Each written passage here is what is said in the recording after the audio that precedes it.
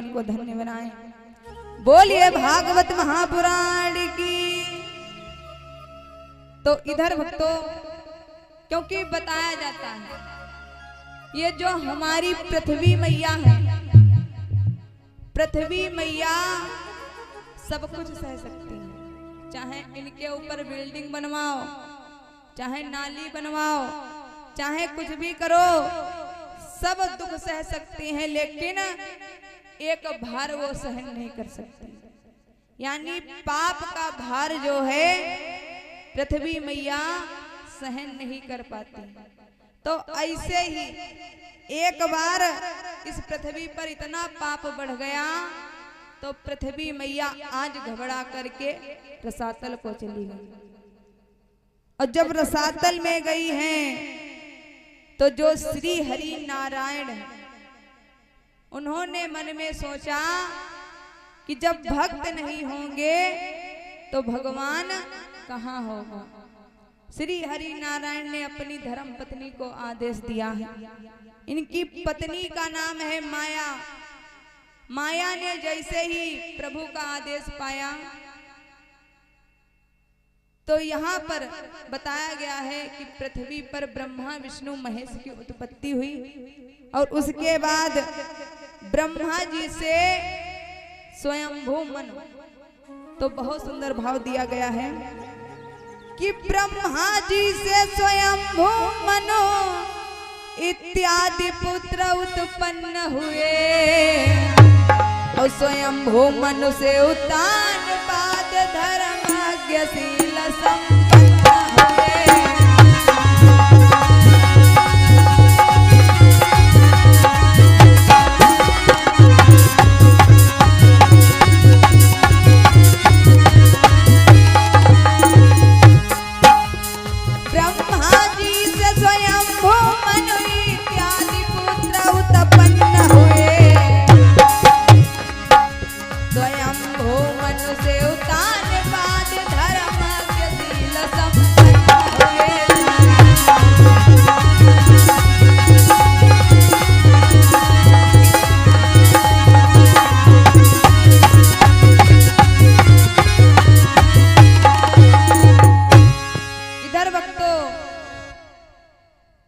जब ब्रह्मा जी हुए हैं तो ब्रह्मा जी के पुत्र हैं स्वयंभू मनु और उनके पुत्र हैं राजा उत्तानपाद। तो जो उत्तानपाद के पुत्र हैं ध्रुव महाराज, कि उनके ही ध्रुव लाल का कहना है आख्यान, होते हैं असहाय के यों सहाय भगवान। तो किस प्रकार ध्रुव महाराज ने अपने जीवन में कष्टों को उठाया और अंत में परमपिता परमेश्वर को पा गए। तो इधर महाराज उत्तानपाद जो हैं अयोध्या के राजा हैं और इनकी धर्मपत्नी है जिनका नाम है सुनीति। सुनीति जो है महाराज उत्तानपाद की पतिव्रता नारी है, हमेशा अपने पति को प्रेम करती और इतनी बड़ी राज की महारानी है, लेकिन उनके अंदर बिल्कुल भी अहंकार नहीं है।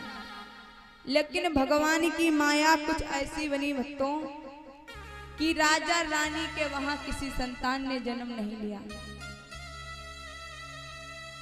अब मैया को बड़ा दुख हुआ और आंगन में बैठ करके रोने लगी और भगवान को याद करने लगी, कहने लगी भैया कन्हैया कि कौन किए अन्याय जो किस्मत बिगड़ गई।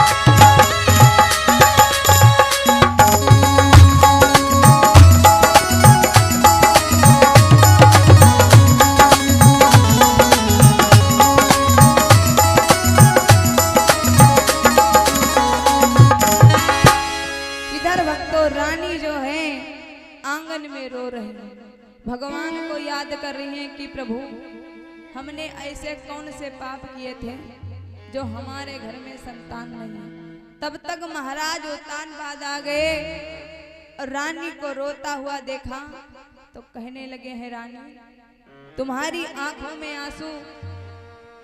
तो मैया रो करके कहने लगी, स्वामी अपने घर में सब कुछ है, इतनी धन दौलत है, लेकिन अपने घर में कोई संतान नहीं है। और मुझे इस बात का दुख नहीं है कि मतलब हमारे संतान नहीं है, हमको सब बांझ कहते हैं। दुख तो मुझे इस बात से होता है कि आपको सब निर्वंशी राजा कहते हैं। रानी ने हाथ जोड़ कर और रो करके कहने लगी, स्वामी कि इतने दिन तक संतान नहीं और दुनिया भर हंसी उड़ाती है, और महाराज निबल कहलाते हैं और दासी बांझ कहती है।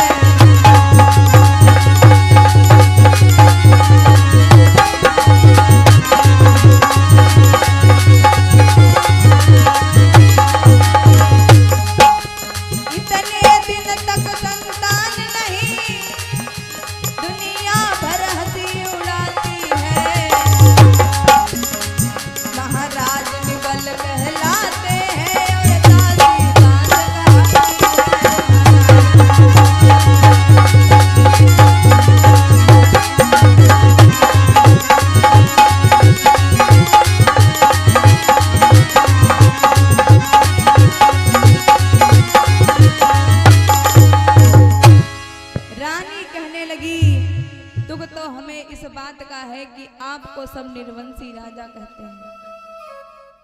तो महाराज कहने लगे, दुख की तो बात है कि अपने घर में कोई संतान नहीं है, लेकिन तुम चिंता क्यों करती हो? अरे जब संतान किस्मत में होगी तो जरूर होगी, क्योंकि संतान देना और ना देना और दे करके छीन लेना ये सब परमपिता परमेश्वर के हाथ में है। तुम चिंता ना करो। लेकिन भक्तों बार बार महाराज समझा रहे हैं, लेकिन रानी को कुछ भी समझ में नहीं आया। तो महाराज कहने लगे, तो एक बात बताओ, हम करें तो करें क्या? जब संतान कोई बाजार में तो मिलती नहीं है, हम तुमको खरीद करके ला करके दे दें, ये तो सब परमपिता परमेश्वर के हाथ में है। तो रानी कहने लगी, स्वामी यदि आप चाहो तो बहुत कुछ कर सकते हो।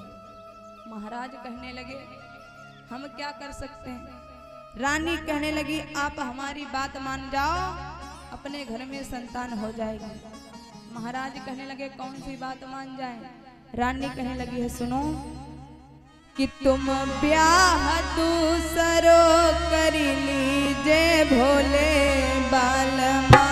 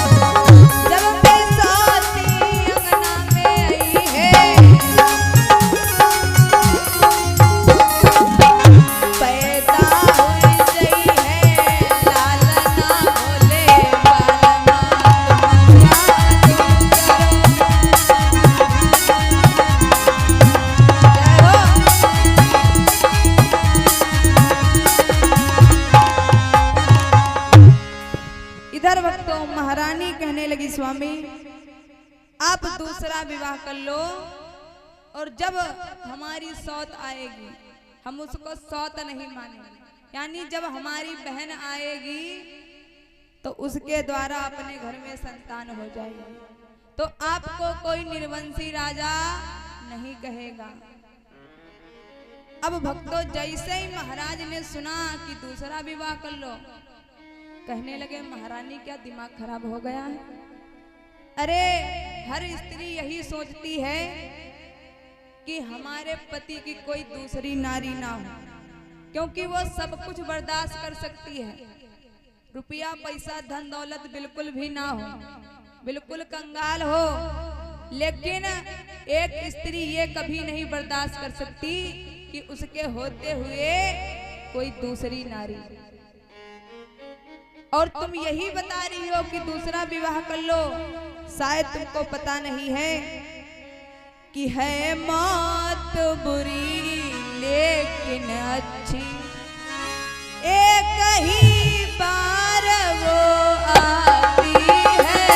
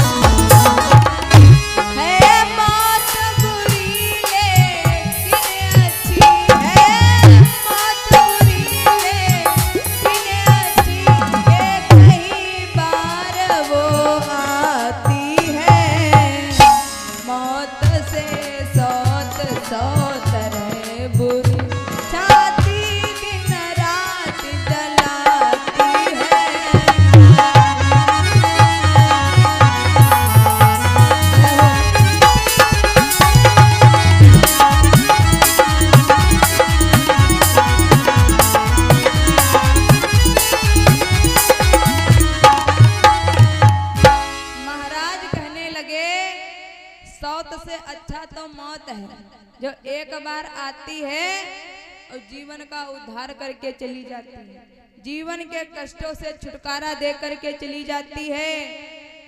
और ये जो सौत आती है, ये तो जिंदगी भर रोना पड़ेगा, बिल्कुल चक्कर में ना पड़ो।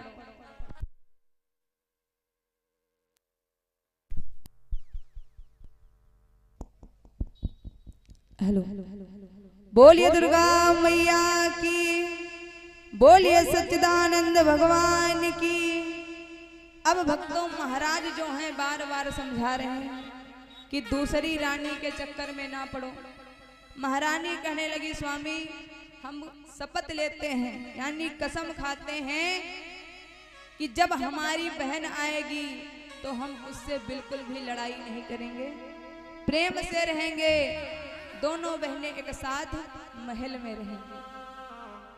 अब भक्तों, जब बार बार महारानी समझाती हैं तो हुआ क्या है कि रानी की इस बात पर हुए नृपति मजबूर, और सूरज सुंदरी से हुआ कि वह विवाह मंजूर। अब भक्तों, जब बार बार रानी ने समझाया है तो अंत में महाराज विवश होकर के एक सूरज नाम की कन्या के साथ में उसके स्वयंवर में गए हैं और विवाह करके सूरज की डोली लेकर के अयोध्या आए। और जब अयोध्या आए हैं डोली को लेकर के, तो बताया गया है कि ब्याह करी अवध में आए और खुशी सबने मनाई है।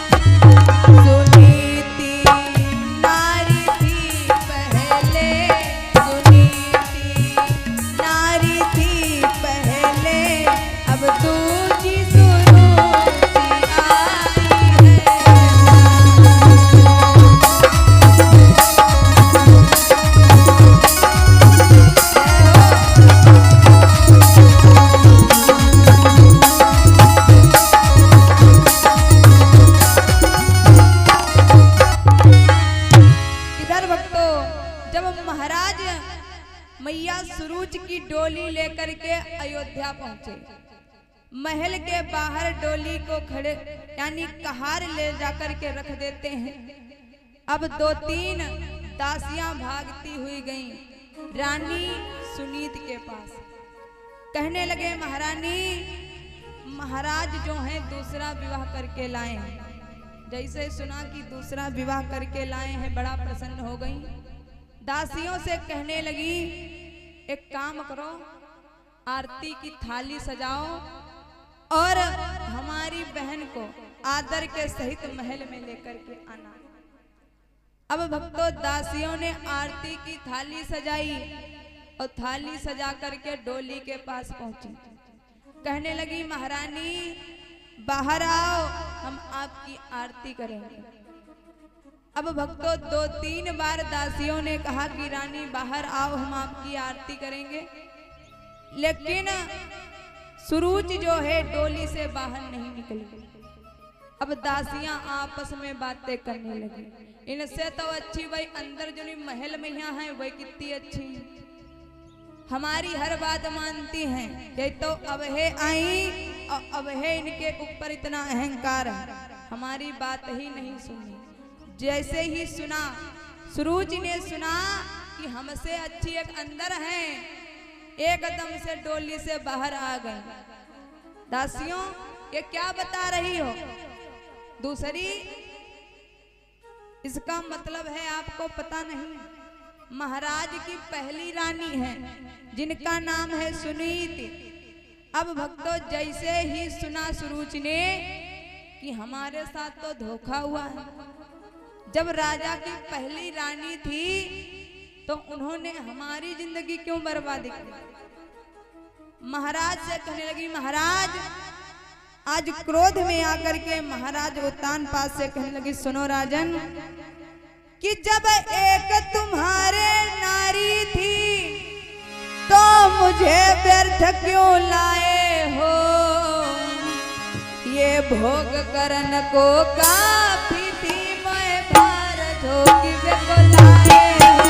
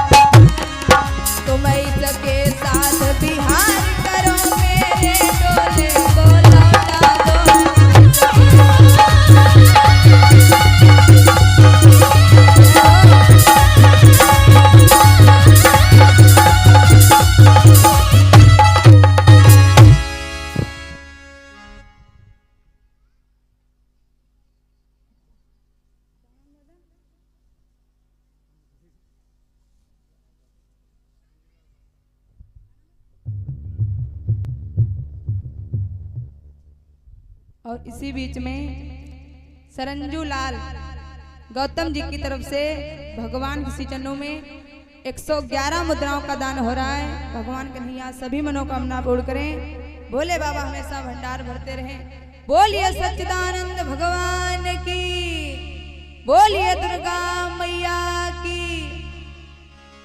तो इधर भक्तों, जब रानी ने कहा जब तुम्हारे पहले से एक नारी थी तो तुमने हमारे साथ में विवाह क्यों किया?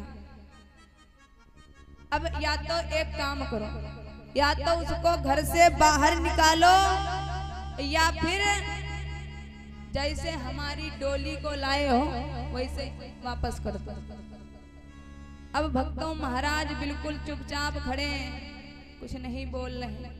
दासियां गई भागती हुई रानी सुनीत के पास, कहने लगी कि महारानी, जो छोटी वाली महारानी आई है वो महाराज पर गुस्सा कर रही हैं, उनको डांट रही हैं। आप देखो चल के। अब भक्तों रानी सुनीति के समझ में ये आया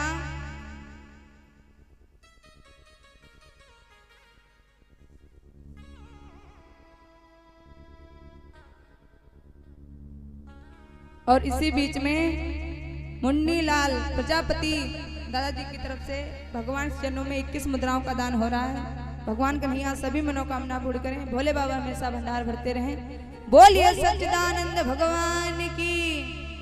अब रानी सुनीति ने मन में यह सोचा कि हमें लगता है इतनी बड़ी राजकुमारी है और हमने दासियों को भेजा आरती करने के लिए, इसलिए गुस्सा कर रही हूँ। अब भक्तों इधर रानी तो दूसरी बात से गुस्सा है, यानी सुरुचि जो है दूसरी बात से गुस्सा है। अब इधर मैया जो है आरती की थाली लेकर के सामने पहुंचे। अब वो चुपचाप खड़ी और आरती करने लगी। अब वहां पर ये नहीं पता लगाया कि आखिर ये गुस्सा का है। एकदम से थाली उठाई और आरती करने लगी है। कैसे कि धीरे धीरे आरती सुनीति मैया करी रही, धीरे धीरे